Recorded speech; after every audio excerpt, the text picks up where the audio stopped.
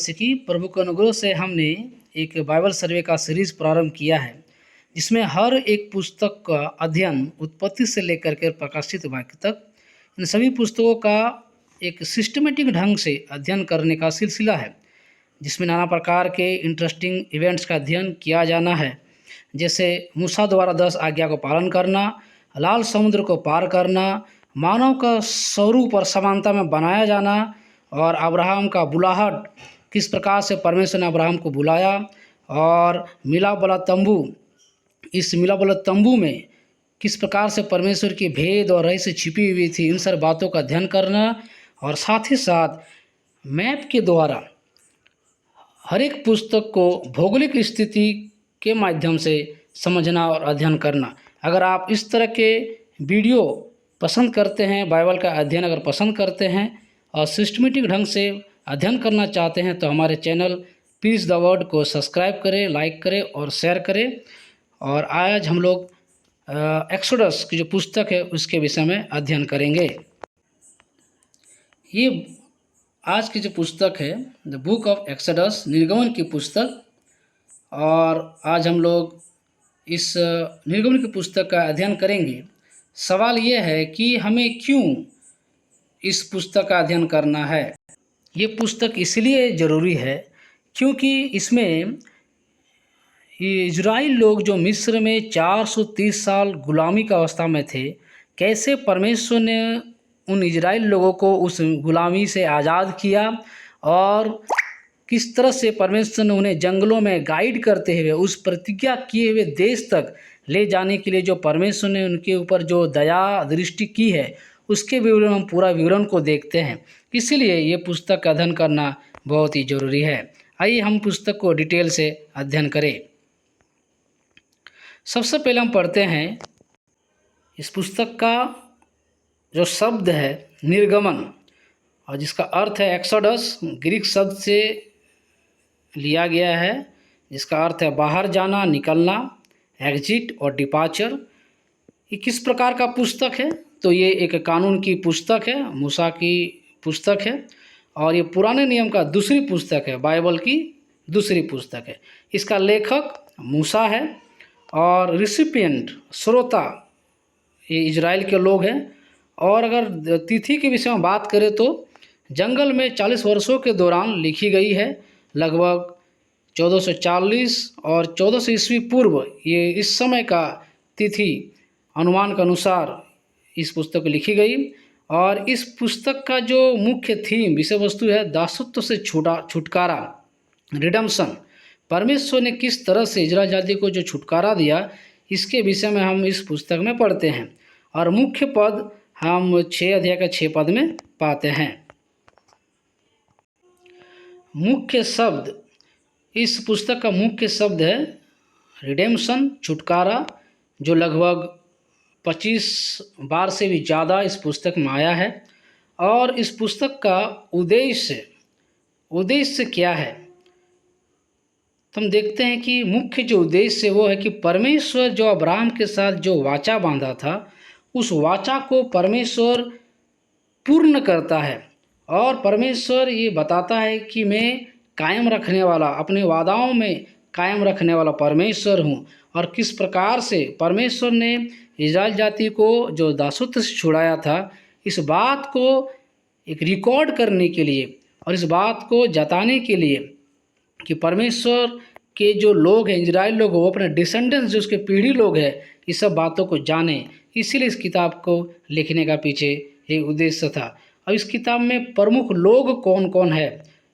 मूसा, हारून, मरियम और फिरौन का जो राजा पोतीफर, वे लोग मुख्य रूप से हम देखते हैं इस पुस्तक के मुख्य प्रमुख लोग हैं। अभी हम सबसे मेन पार्ट में आते हैं इस पुस्तक का। इस पुस्तक में मुख्य जो प्रमुख विशेषताएं हैं, स्पेशल फीचर्स क्या क्या हैं, जो दूसरी पुस्तकों में नहीं मिलता। तो सबसे पहले जो हम देखते हैं वो है मूसा की बुलाहट। किस तरह परमेश्वर ने मूसा को बुलाया, ये हम निर्गमन की पुस्तक में ही देखते हैं।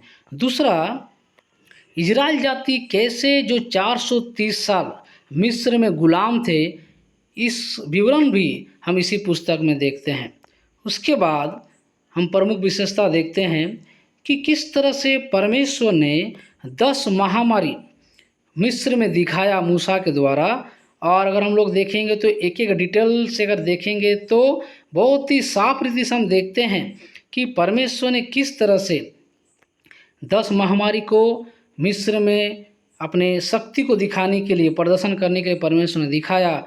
और ये भी विशेषता को हम इसी पुस्तक में हम देखते हैं। और भी कुछ बातें हम देखते हैं, प्रमुख विशेषताएं।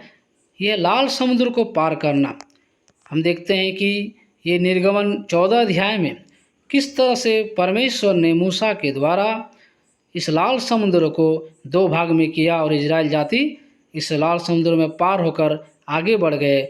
और जो मिस्र लोग थे वे इसी लाल समुद्र में डूब के मर गए। और कुछ भागों को देखते हैं इस पुस्तक का मुख्य विशेषताएं। पास ओवर, फसह का पर्व का जो विधि है उसके विषय में बताना कि कैसे वो लोग मिस्र से बचेंगे। उसके लिए उन्होंने एक बकरी या मेढ़े का, एक मेमने का एक बलि करके उनके लहू को अपने चौखों चौराहों दरवाज़ों में लगाना और उस खून के माध्यम से उन लोगों का छुटकारा होना। तो ये पास ओवर की जो घटना है ये भी हम इस पुस्तक में ही पाते हैं, जो बहुत ही महत्वपूर्ण है। उसके बाद हम देखते हैं कि 10 आज्ञाएं, परमेश्वर ने किस रीति से मूसा को 10 आज्ञाएं दिया। और ये इम्पोर्टेंस बात हम एक्सोडस के पुस्तक के 20वें अध्याय में पाते हैं कि सबसे पहले 10 आज्ञाएं परमेश्वर ने मूसा को लिखित रूप में पत्थर के पट्टियों में लिख के दिया। ये भी इस पुस्तक में पाते हैं।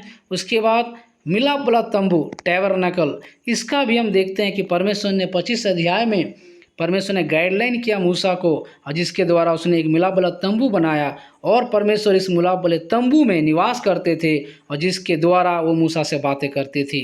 तो इन सारी इंटरेस्टिंग बातें हैं जो इस पुस्तक में हम पढ़ते हैं। अभी हम लोग मैप से कुछ बातों को हम लोग देखेंगे। आइए हम देखते हैं। सबसे पहले ये मिस्र है और ये लाल समुद्र है जहाँ पर परमेश्वर, ये लाल समुद्र है जहाँ पर इजराइल जाति पार किए थे। उसके बाद हम देखते हैं कि किस तरह से परमेश्वर ने उन्हें सिनाई पर्वत पर लेकर आया और यहाँ पर वो लोग डेरे डाले और यहाँ से लोग आगे बढ़े।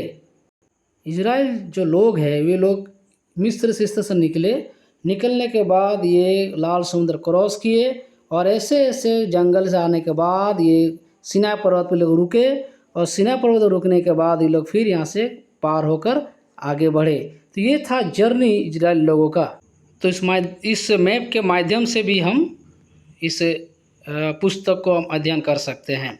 आइए हम लोग आउटलाइन के विषय में कुछ देखेंगे। अगर आपको निर्गमन की पुस्तक को अच्छे से अध्ययन करना है तो ये जो रूपरेखा मैं आपके सामने ला रहा हूँ उसको ध्यान से देखिएगा। सर्वप्रथम निर्गमन में 40 अध्याय है। इस 40 अध्याय को समझने के लिए हम 2 भाग में आपको समझाएंगे। सबसे पहला जो अध्याय 1 से 12 है, the people of Israel in Egypt, मिस्र में इजराइल के जाति को रहना, 1 से 12 अध्याय। और 13 से जो 40 अध्याय है, the people of Israel at Mount Sinai. तो ये 2 जगह पर इजराइल जाति का मुख्य रूप से हम घटना को देखते हैं। 1 से 12 अध्याय के बीच में इजराइल जाति मिस्र में है और 13 से 40 अध्याय के बीच में इजराइल जाति माउंट सिनाई में है। अभी 1 अध्याय से 12 अध्याय के बीच में घटना क्या घटती है तो हम देखते हैं। स्लेवरी, वे लोग बंदित्व में है और साल्वेशन, उन लोगों को वहाँ से छुटकारा होता है। उसके बाद जब 13 अध्याय से 40 अध्याय के बीच में देखते हैं तो 3 जो टी है आपको याद रखना पड़ेगा। पहला है टूर या जर्नी, वे लोग 13 से 18 अध्याय के बीच हम देखते हैं कि वे लोग जंगल में यात्राएं किए। उसके बाद 10 कमांडमेंट्स, 10 आज्ञाएं परमेश्वर ने उन लोग को दिया, जो 19 और 34 अध्याय के बीच में हम देखते हैं। सारी जो मॉरल लॉस है उन लोग को मिला। और इसके बाद हम देखते हैं तीसरा टी, टैबरनेकल, मिलाप वाला तंबू, जो 35 अध्याय से परमेश्वर ने उन लोगों को गाइड किया। तो इस पुस्तक को आसानी से समझने के लिए ये 2 भाग को आप ध्यान दीजिए और इस पुस्तक को आप आराम से समझ पाइएगा। आइए हम और भी कुछ इंटरेस्टिंग बातों को देखते हैं। अभी हम लोग देखेंगे कि यीशु मसीह इस निर्गमन के पुस्तक में कुछ इनके झलक को हम देखते हैं। सबसे पहले देखते हैं कि बर्निंग बुश, जलती हुई झाड़ी। परमेश्वर ने मूसा को जलती हुई झाड़ी में दिखाई दिया और उस जलती हुई झाड़ी से बातचीत की। तो Jesus is the voice in the burning bush. Yeshu Masih जो आवाज़ था उस झाड़ी से निकलते हुए, वो यीशु मसीह का आवाज़ है उस बूस में, उस झाड़ी में। दूसरा बातों को देखते हैं, पास ओवर, फसह का पर्व जो इजराइल जाति मनाए। हम देखते हैं Jesus is the Passover lamb. नया नियम में प्रेरित पौलुस कहता है कि यीशु मसीह हमारा फसह का मेमना है। उसके बाद इजराइल जाति जो जंगल में जा रहे थे, वो लोग पानी के लिए उन लोगों ने क्या किया, परमेश्वर को शिकायत किया। जीसस कहता है नया नियम में, Jesus is the living water and the rock. Yeshu Masih एक जीवन का जल है। इस तरह से हम यूहन्ना रचित सुसमाचार में पाते हैं। उसके बाद मन्ना, हम देखते हैं कि एक्सोडस में इजराइल लोग जब परमेश्वर को शिकायत किया कि हमें खाना नहीं मिलता, तो परमेश्वर ने लोगों को मन्ना दिया। हम नया नियम में देखते हैं यीशु मसीह कहता है Jesus is the bread of life. Yeshu Masih कहता है कि मैं जीवन का रोटी हूँ। उसके बाद हम आगे देखते हैं 10 आज्ञाएँ। इजराइल जाति को परमेश्वर ने 10 आज्ञाएँ दिया उस माउंट सिनाई में। और हम देखते हैं यूहन्ना 1 अध्याय में, Jesus is the law and the word. Yeshu Masih ही वचन था जो परमेश्वर के आदि में परमेश्वर के साथ था। तो यीशु मसीह का कुछ झलक हम एक्सोडस के पुस्तक में भी हम देखते हैं।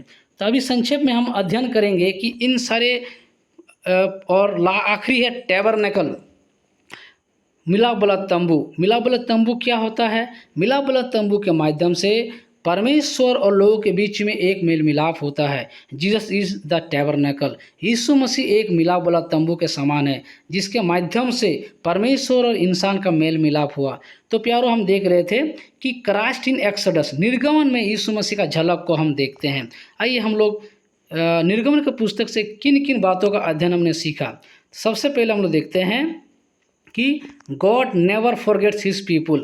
परमेश्वर हमेशा अपने लोगों को याद रखता है। हो सकता है कि वो आपके प्रार्थना का उत्तर उस समय इमीडिएट वो नहीं दे रहा है, उस मोमेंट में नहीं दे रहा है, लेकिन हमेशा ये याद रखिए परमेश्वर कभी भी अपने लोगों को नहीं भूलता। हम इस निर्गमन के पुस्तक को हम पढ़ के समझ सकते हैं कि किस तरह से परमेश्वर इजराइल जाति को कभी नहीं भूला। वो लोग भले ही 430 साल गुलाम में थे, लेकिन परमेश्वर अपने लोगों को याद रखा। इसलिए इन बात को हमेशा आपको याद रखना है। दूसरा जो इम्पोर्टेंट लेसन हम सीखते हैं कि जब परमेश्वर ने मूसा को बुलाया तो मूसा कहा कि हु आई एम, मैं कौन हूँ को इजराइल जाति को मैं छुड़ाऊँ। तो यहाँ पर देखते हैं कि मूसा एक बहुत ही साधारण तौर पर कहता है कि मेरे पास वो कैपेसिटी नहीं है, मेरे पास वो योग्यता नहीं है, मेरे पास वो टैलेंट नहीं है कि मैं कुछ कर सकूं। What can I do for the Lord, मैं परमेश्वर के लिए क्या कर सकता हूँ। इस तरह का बातें मूसा ने कहा। तो प्यारो, इस पुस्तक से हम ये सीखते हैं हमें कभी भी इनकेपेबल नहीं समझना चाहिए। हम परमेश्वर के लोग हैं, परमेश्वर हमें इस्तेमाल करना चाहता है। हम हमेशा कहें कि परमेश्वर मैं तैयार हूँ प्रभु।